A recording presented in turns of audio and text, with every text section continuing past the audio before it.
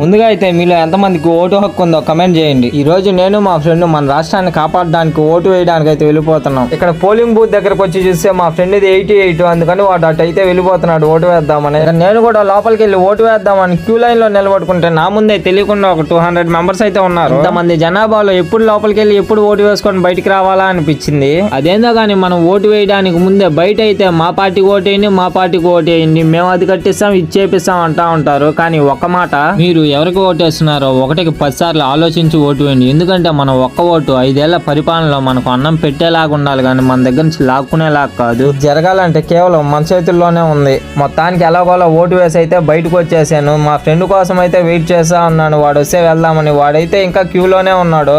ఈ ఎలక్షన్ లో ఎవరు సీఎం అవుతారో, ఈ 5 ఏళ్ళు ఎవరి పరిపాలన బాగుంటుందో మీకు కానీ తెలిస్తే కమెంట్ బాక్స్ లో కమెంట్ చేసి మన ఛానల్ ని సబ్స్క్రైబ్ చేసుకోండి. సరే మరి వెళ్ళొస్తా బాయ్.